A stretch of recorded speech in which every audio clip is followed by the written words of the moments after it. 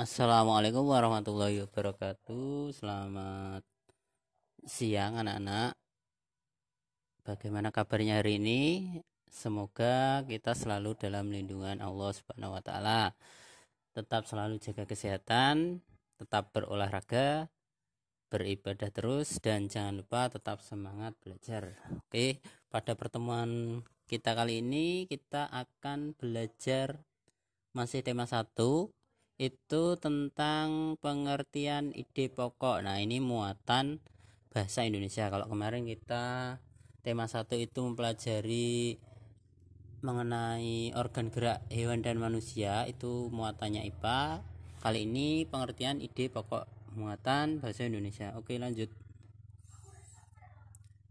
Pengertian ide pokok. Apa itu ide pokok? Ide, tahu ide? Ide itu sebuah pikiran atau gagasan. Nah, kalau ide pokok itu merupakan intisari atau dasar permasalahan dari suatu teks. Ide pokok itu berisi gagasan penulis atau pembuat teks. Ide pokok itu sering disebut juga dengan pokok pikiran atau gagasan utama. Nah, jadi dalam sebuah paragraf itu ada yang namanya ide pokok. Ide pokok itu adalah inti dari bacaan tersebut. Nah, ini ide pokok atau pokok pikiran.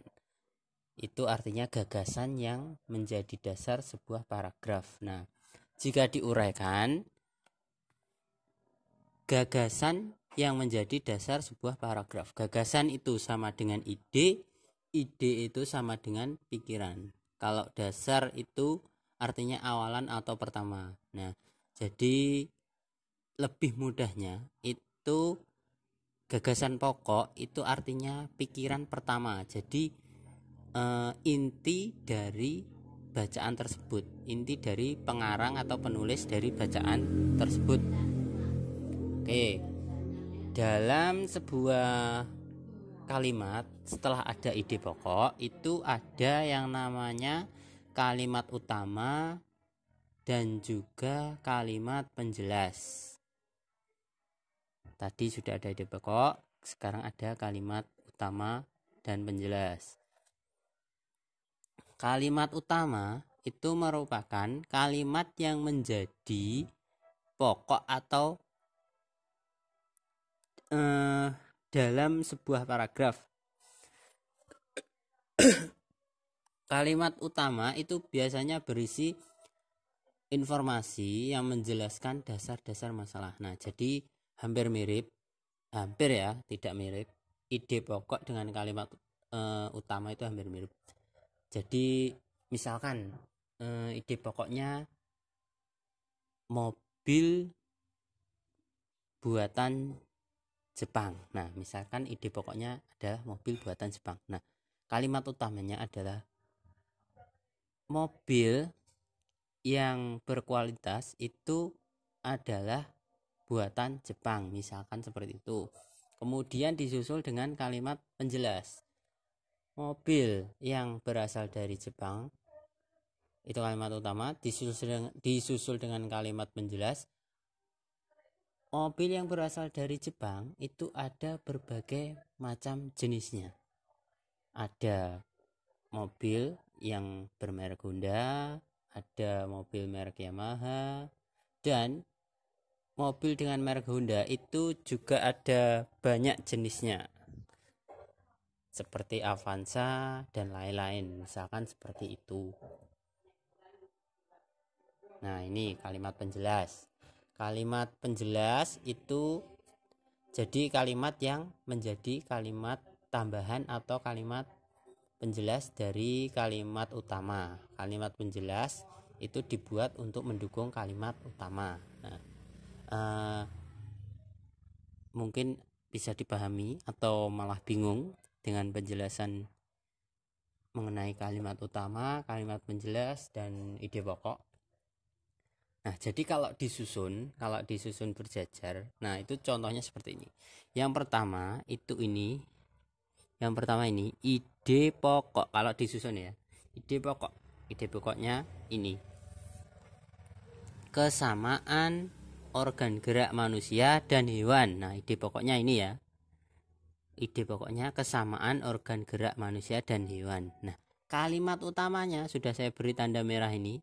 Kalimat utamanya adalah organ gerak hewan dan manusia memiliki kesamaan. Nah, hampir mirip kan antara ide pokok dengan kalimat utama.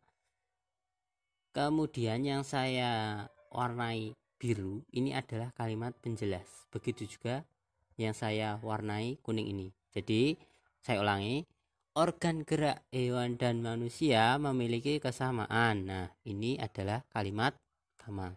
Kemudian disusul lagi alat gerak yang digunakan manusia dan hewan, yaitu gerak aktif. Ini aktif ya, aktif. Dan gerak pasif. Kemudian ada lagi kalimat penjelasnya, kedua alat tersebut bekerja sama untuk melakukan gerakan. Nah, ini contoh sederhana sebuah bacaan, bacaan dan sebuah paragraf yang di dalamnya ada penjelasan ide pokok, kalimat utama, dan kalimat penjelas. Nah, sampai di sini bisa dipahami atau penjelasan Pak Irfan terlalu cepat atau terlalu bulet-bulet? Nah, mungkin kalau masih bingung nanti bisa ditanyakan kepada seperti biasa orang tua mungkin, kemudian tetangga mungkin, atau teman yang lebih mahir di bidang bahasa Indonesia. Saya ulangi lagi ya, semoga penjelasan Pak Irfan ini dapat dicerna dan dipahami. Sekali lagi ulangi ya, ide pokok. Ide pokok itu ide. Tahu ide? Ide itu buah pikiran. Jadi buah pikiran penulis itu apa? Nah, itu buah pikiran penulis itu apa? Nah, itu yang namanya ide pokok. Itu di sini organ gerak manusia dan hewan itu ada kesamaannya. Nah, itu ide pokok. Kemudian kalau dijabarkan dalam sebuah paragraf, itu kalimat utamanya ini, organ gerak hewan dan manusia. Setelah ide pokoknya itu adalah kesamaan organ gerak manusia dan hewan, dijelaskan dengan kalimat utamanya, yaitu kalimat utamanya adalah organ gerak hewan dan manusia memiliki kesamaan. Kemudian disusul dengan kalimat ini, kalimat penjelas itu. Kalimat penjelas itu dibuat untuk mendukung penjelasan dari kalimat utama. Kalimat utamanya ini. Nah, kemudian ditambah kalimat penjelas ini untuk mendukung kalimat utama tadi agar menjadi sebuah paragraf yang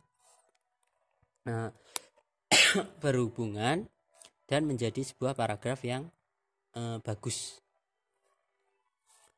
Organ gerak hewan dan manusia memiliki kesamaan. Alat gerak yang digunakan manusia dan hewan yaitu gerak aktif dan gerak pasif. Kedua alat tersebut bekerja sama untuk melakukan gerakan. Nah, mungkin itu saja yang saya sampaikan. Semoga bisa dipahami, walaupun ya mungkin agak-agak bulet-bulet. Tentang bahasa Indonesia ini memang agak bulet-bulet, beda kayak matematika yang 2 ditambah 2 langsung 4, 1 ditambah 3 adalah 4 juga, 2 dikurangi 1 adalah 1. Nah, itu adalah perbedaan dari bahasa Indonesia dan matematika. Nah, semoga anak-anak semua bisa memahami apa yang saya sampaikan, baik itu pelajaran matematika, bahasa Indonesia, dan lain sebagainya. Mungkin itu saja yang saya sampaikan. Kurang lebihnya mohon maaf kalau ada penjelasan Pak Irfan yang agak membingungkan.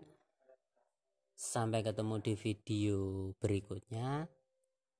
Billahi taufiq wal hidayah. Wassalamualaikum warahmatullahi wabarakatuh.